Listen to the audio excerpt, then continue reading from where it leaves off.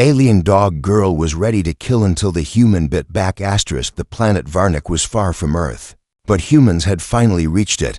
It was covered with dark forests, blue skies, and red soil. The animals were quiet, the wind was soft, and the air smelled like hot metal and flowers, but something always felt wrong, like the planet was watching. Jackson Cole stood at the edge of the landing zone. He was tall, calm, and didn't scare easily. He had been in 3 wars, 5 first contact missions, and 1 close call with a black hole. But this mission felt different. The Varnaki were not like any alien species before. They looked like humans, but only a little. They had fur on their arms, sharp claws, long ears, and yellow eyes that glowed at night. They were strong, fast, and proud of their hunting culture. To them, strength was everything. Jackson had studied them for 6 months. He learned their greetings, their body language, and their customs, but nothing could prepare him for meeting one face to face. As he walked down the ramp of the small ship, a crowd waited for him. No one clapped. No one smiled. They just stared, their noses twitching, their claws tapping the ground. Then she stepped forward. Riva. She was taller than most, her body lean and full of muscle. Her armor was made of animal bones and black metal. Her ears flicked as she looked at Jackson like he was some kind of prey. The others moved back, giving her space. She was a warrior, a leader, and maybe more than that. Jackson didn't stop walking. He looked her straight in the eye, showing no fear. He had been told not to challenge anyone, but backing away would be worse. Human, Riva said, her voice low and sharp. You are in Varnik territory. Jackson nodded. I know, he said. I was invited. Her eyes narrowed. Soft skin speaks well. Jackson gave a small smile. Soft skin bites too. The crowd growled in laughter, but Riva didn't. She stepped closer, slowly circling. Jackson like a hunter testing her prey. She sniffed once, then spoke. You don't smell afraid. I'm not, Jackson answered, calm and still. That made her pause, just for a second. Then she showed her teeth, sharp and white. Let's see how soft you really are. Before Jackson could react, she moved fast, too fast for most eyes to follow. Her mouth opened, and she bit his shoulder. Pain shot through him, but he didn't cry out. The bite wasn't deep, but it was strong. It was a message. You are weak, and I am strong. The Varnaki used biting as a test, a challenge, sometimes a warning. To them, it was normal, but to a human, it was war. Jackson didn't back away. He looked at Riva, blood on his shirt, and made a choice. If he showed weakness now, the mission would fail. Worse, humanity would look weak. So he did something no one expected. He stepped forward, grabbed her arm, and bit back hard. The crowd gasped, their ears standing straight. Riva's eyes widened, and her body froze. She didn't pull away, didn't growl, didn't speak. She just stared at him. Jackson let go, took a step back, and wiped his mouth with the back of his hand. You bite, he said, voice cold and clear. So do I. No one moved. The wind blew through the trees, but no one noticed. All eyes were on Riva, and she was silent. Her ears twitched once, her lips moved, but no words came out. For the first time, someone had answered her bite with a bite, not in fear, not in pain, but with control, with power. That made her feel something she had never felt before, respect. She looked at Jackson again, but this time, not like he was prey. Something had changed, and she didn't know what to call it.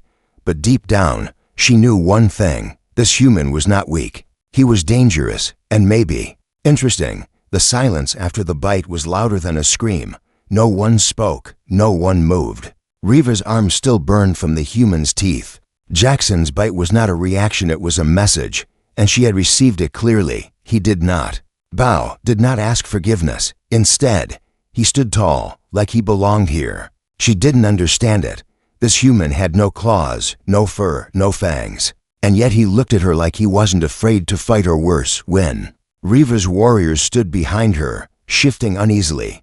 They had never seen her caught off guard, never seen her silent for so long. Some even lowered their heads, unsure what this moment meant. Jackson didn't speak again. He waited, eyes steady, breath calm. He knew better than to speak first in a moment like this. Every second stretched like rope. tight and ready to snap. Finally, Riva took one step back, not out of fear, but recognition. Her voice returned, quieter this time. "You bite like a Varnaki," she said. Jackson raised an eyebrow. "Maybe I was one in a past life. A few." Of the aliens chuckled, unsure if it was a joke or a threat.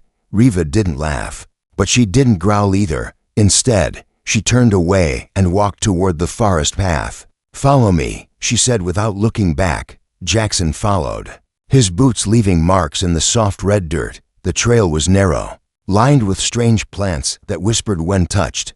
Bright insects flew through the air, buzzing like broken wires. Every now and then, Jackson caught the eyes of a hidden watcher in the trees. The planet was alive, and everything on it was watching him. Riva didn't speak as they walked. She didn't ask questions, didn't explain where they were going, but Jackson didn't need to ask. He knew he was being tested again. Not with teeth this time, but with silence, patience, and unknown dangers. After an hour, they reached a wide stone circle in the middle of the forest. It was old, covered with moss and carvings, symbols of beasts, battles, and blood. It was a sacred place. He could feel it in the air. Riva stopped in the center, turned, and looked at him. "This is where we judge strength," she said. Jackson tilted his head. "Didn't we already do that?" She shook her head. "That was instinct," she said. "This is tradition from the trees." More Varnaki appeared, old ones with white fur, warriors with scars, even small ones with sharp eyes. They formed a wide circle, no one speaking, all watching. Riva took off her bone armor and dropped it on the ground. Her arms and chest were covered in thin silver marks, each one a victory. She pointed to a rock at the edge of the circle. "Sit," she told Jackson. He obeyed, unsure what came next, but alert. An elder stepped forward, holding a wooden bowl filled with thick, glowing liquid. The smell hit Jackson instantly, bitter, hot, and metallic. The elder dipped a claw into the bowl, painted a line across Riva's chest, then looked at Jackson, waiting. Jackson stood, walked to the elder, and let the same mark be painted on his forehead. No one explained the meaning, but Jackson understood anyway. This was a challenge, a second test, more than just strength. It was spirit, will, defiance. Riva circled him slowly, her eyes different now. She wasn't looking at prey or enemy. She was looking at something new, something she didn't have a name for yet. "You bit me," she said softly, so only he could hear. "I did," Jackson replied. "I should have torn your throat out." "You didn't," he said. She smiled, the first real smile he had seen on her face. "Maybe I wanted to see what you'd do next." The crowd let out a low growl, not anger, but excitement. Something strange was happening here, something they hadn't seen in a long time. A human had not only survived Riva's bite, he had made her curious.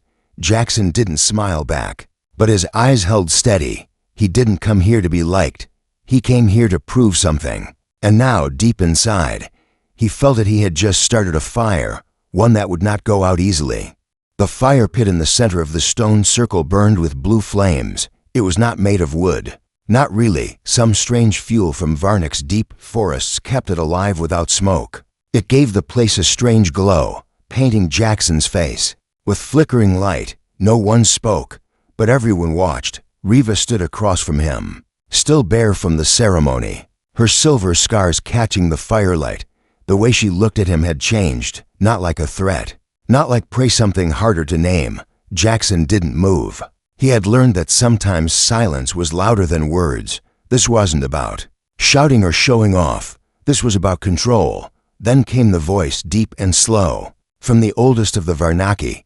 He sat on a large stone, his fur long and white, eyes dim but sharp. "Do you claim place in this trial, human?" he asked. Jackson didn't blink. "I do." A low growl spread through the watchers. Some were impressed, some confused, some angry. The old one continued. "You were bitten by Riva, warrior of the blood hole, and you bit back." Jackson nodded. Once, the elder's eyes narrowed. "In our law, that begins a bond or begins a war." Jackson stayed quiet. "Which do you choose?" the elder asked. Jackson looked at Riva, and she looked right back at him. "No one tells me what I'm in," Jackson said calmly. "I choose nothing yet."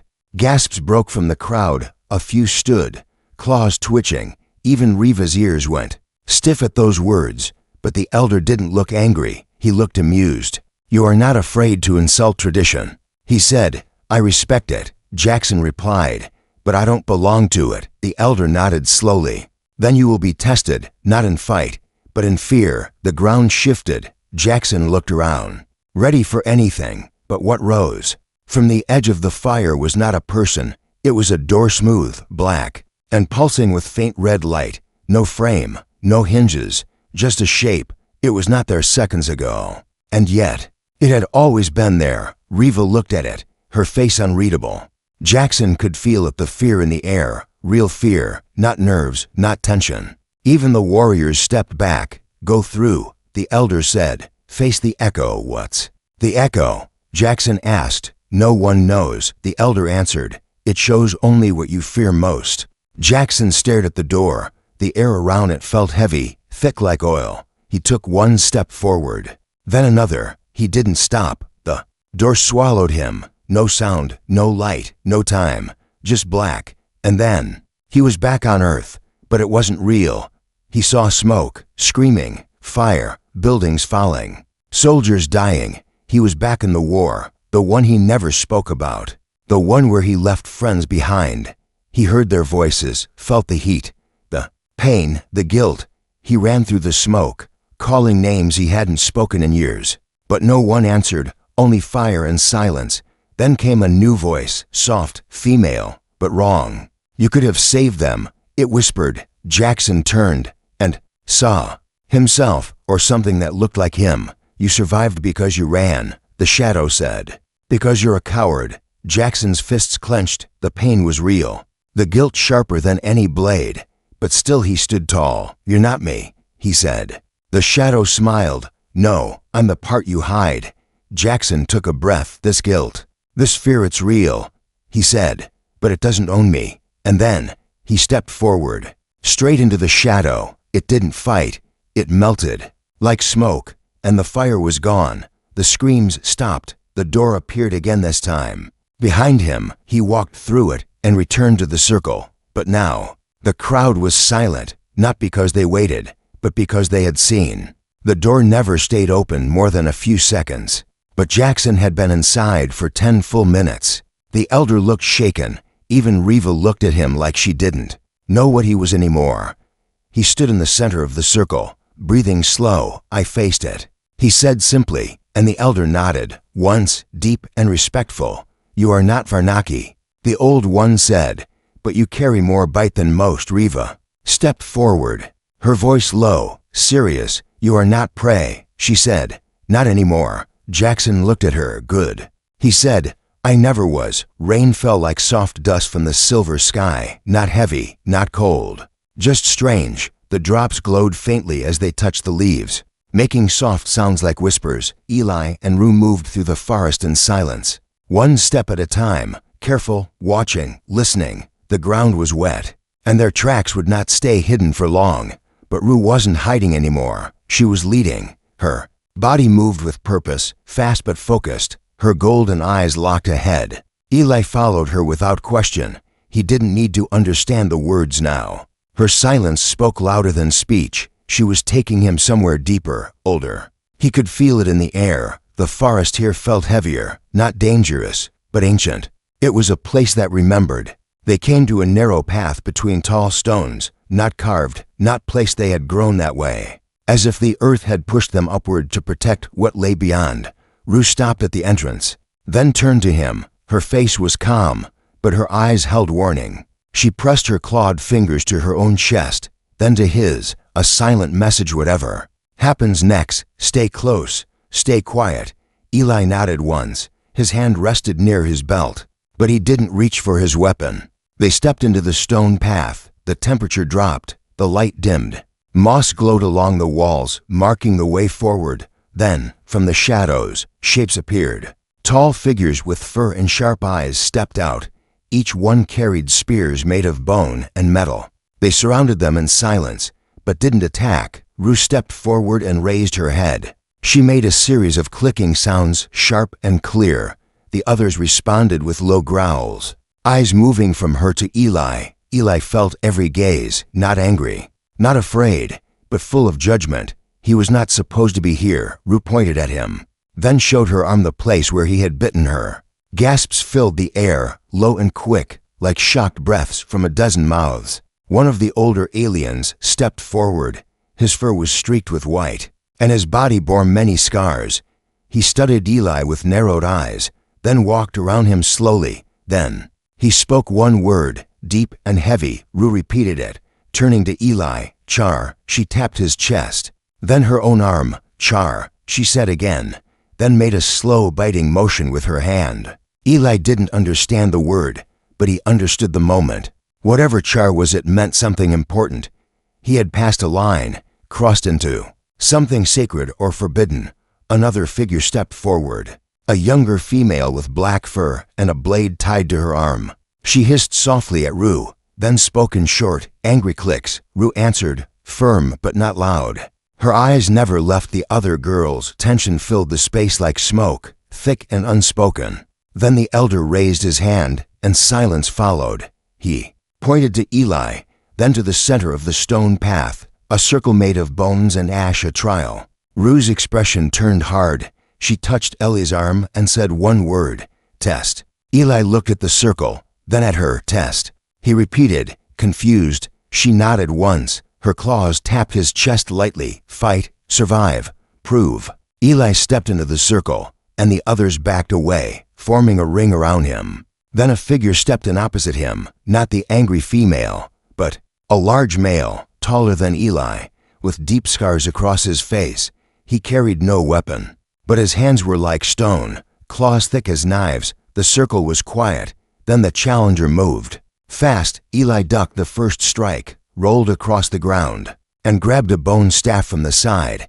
He didn't want to kill, only survive. They clashed, bone against claw, sweat and blood mixing in the air. The alien moved like a beast, but with purpose. Like every strike carried a lesson. Eli blocked, dodged, struck low, using his speed and human instinct. The others watched in silence, no cheering, no mercy. It was not about winning, it was about showing something more. Ellie's staff broke. He used half like a blade, spinning and striking with precision. At last, he knocked the challenger to the ground and placed the tip of the broken staff at his neck, but he didn't finish it.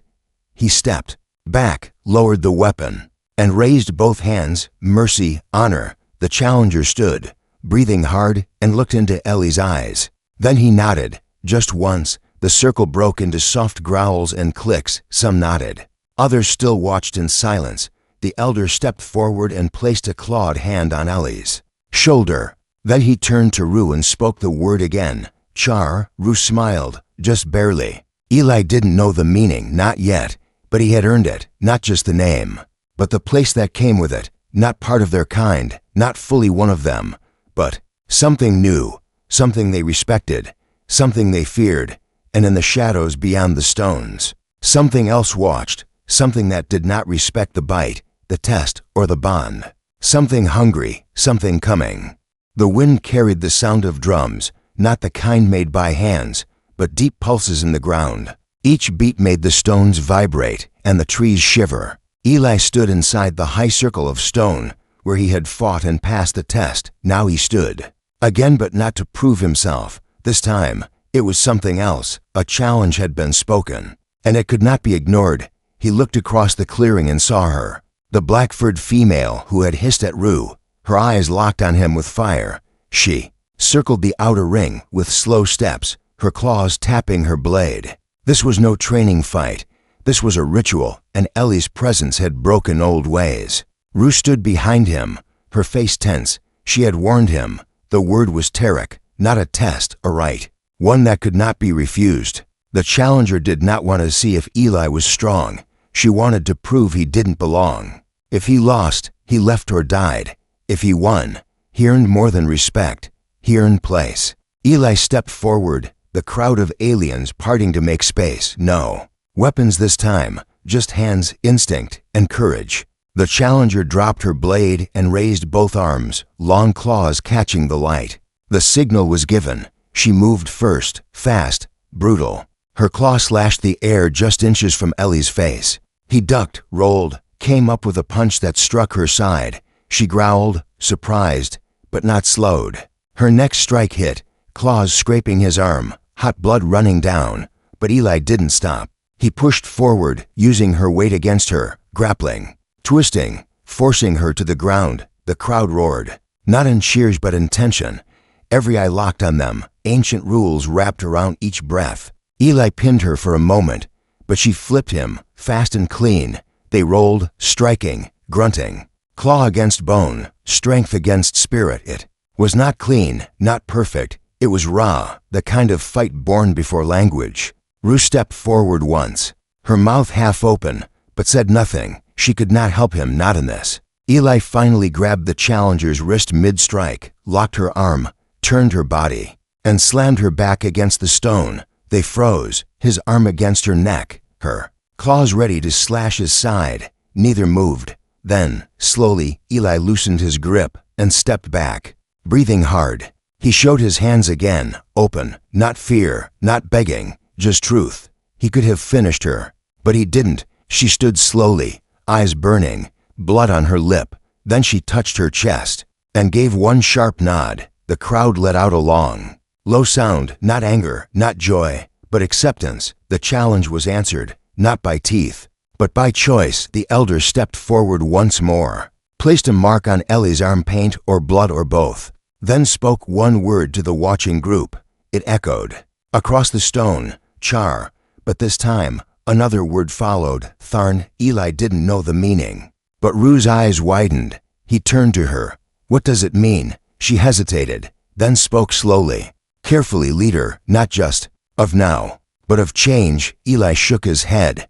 I'm not trying to lead anyone. Rue looked at him with something between sadness and pride. You already are. Before he could answer, a horn blew in the distance, sharp and unnatural, not made by her. People, the forest fell silent. Even the insects stopped. Then came the sound, metal grinding, engines humming, heavy steps breaking branches. Something was coming, not from the tribe. From the sky, other aliens, not like Rue's kind, not bound by ritual or honor, hunters, warriors, or worse, collectors. The elder looked toward the trees, then at Eli. He spoke fast in his own tongue, and Rue answered with urgency. She turned to Eli, eyes full of worry. They come for you, for the bite. What does that mean? Eli asked. They know it happened, and they fear it. The elder handed Rue a staff tipped with crystal, glowing with inner light. Then he nodded to Eli and growled a few words. Rue translated. He says, if you can't be taken, you must stand. Eli looked toward the trees where shadows moved closer. So it begins again, he thought. But this time, he was not alone, and this time, they had already learned to fear the bite. The ground didn't shake. It pulsed like a heartbeat buried under soil and root. Slow but strong, Eli stood near the edge of the forest, his breath frozen in his chest. The sound came again, mechanical, steady, wrong. Rue crouched beside him, one hand on the earth, eyes wide, ears twitching fast. She didn't recognize the sound, but Eli did. Not from her world, not from hers at all. It was a landing. Something artificial was breaking through the sky above the trees. Then they saw it, a black shadow descending slowly through the clouds, lights glowing red along its edges. The ship didn't roar like human tech.